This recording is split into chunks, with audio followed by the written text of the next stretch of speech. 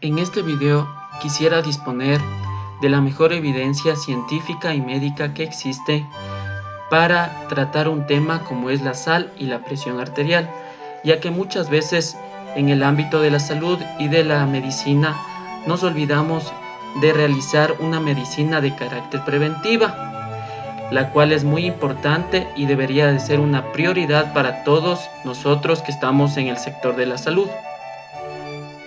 Pues bien, una pregunta que surge y mucho es si incluir o no en la restricción de la sal desde una edad muy temprana, ya sea desde niños o desde adolescentes. Vamos a empezar diciendo que el sodio es un mineral que está en la naturaleza y cuando lo consumimos en su origen natural ya estamos incorporando ese sodio que nuestro cuerpo necesita. ¿Y por qué deberíamos o no incluir a los niños? Ya que desde pequeños solemos habituar a nuestro cuerpo a consumir sodio en demasía, por ello es que en adultos sobreutilizamos la sal. Aquí tenemos que hacer una definición de lo que significa el umbral de captación de sodio.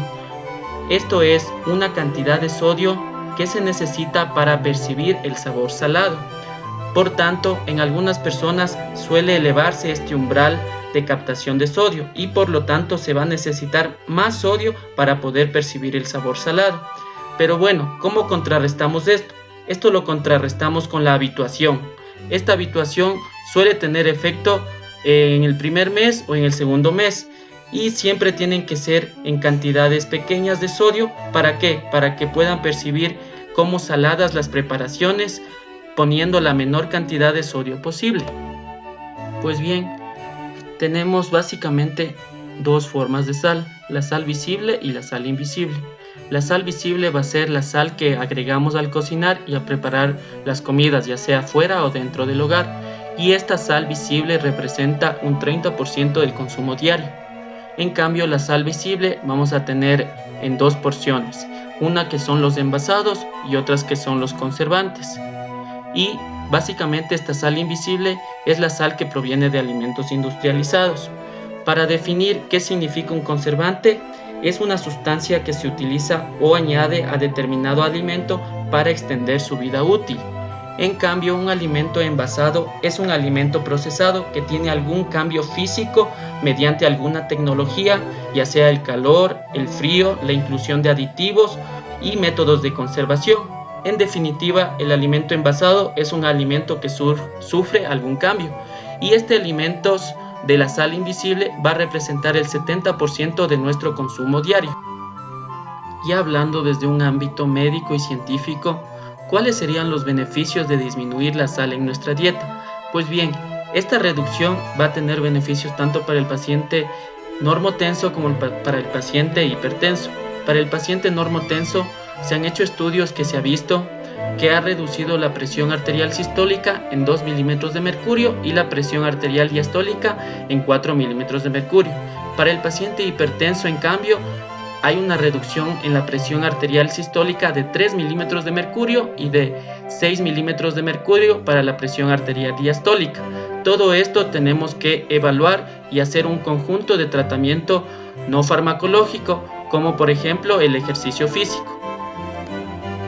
En el paciente hipertenso, es decir, ya diagnosticado de hipertensión arterial con un tratamiento farmacológico, ¿qué beneficios traería al mismo la disminución en el consumo de la sal en su dieta? Nos dicen que es la disminución en la dosis de sus fármacos. ¿Y qué provoca esto de positivamente en la vida del paciente? Provoca la mejor adhesión a su tratamiento farmacológico. Desde una evidencia científica, ¿qué estrategias se plantea para reducir el consumo de la sal? Pues bien, la primera que nos dice es el cocinar sin sal. Y si fuera necesario agregarle un poco al final de la preparación de nuestros alimentos. Otra estrategia es, ya servidos los alimentos, evitar llevar el salero a la mesa de nuestra comida. Pues bien, muchos pensarán que la primera estrategia para reducir el consumo de la sal es muy estricta, pero ¿qué nos plantean como una opción para que nuestros alimentos tengan un sabor agradable todavía? Es utilizar condimentos aromáticos en reemplazo de la sal y algunos ejemplos les he anexado aquí como por ejemplo el jengibre lo podemos adesar al pescado o al arroz. Igual el clavo de olor puede ser a las carnes rojas y a las compotas. Continuando con las estrategias para reducir el consumo de sal, les había dicho que cocinar sin sal parece un poco estricto, pero nos dan una opción válida que es utilizar el condimento aromático.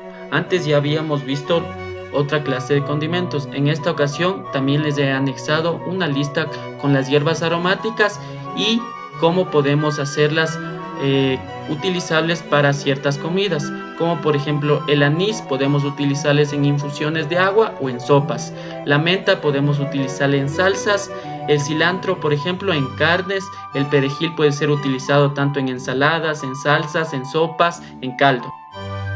Y ya como un mensaje final, quisiera decirles que la restricción de sal debería implementarse en todos, desde niños. Pero bien, ¿en qué grupos es más necesario la restricción de sal? Sería en adultos mayores, en pacientes con diabetes, en pacientes con el síndrome metabólico y en pacientes que tengan enfermedad renal crónica. Para concluir, agradecer a la ingeniera en alimentos Emilia Aguirre Capello que me supo manifestar algunos de los conceptos que les di aquí.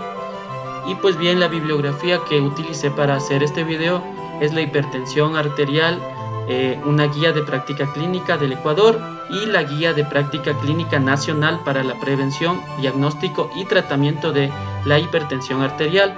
Esta es Argentina. Muchas gracias.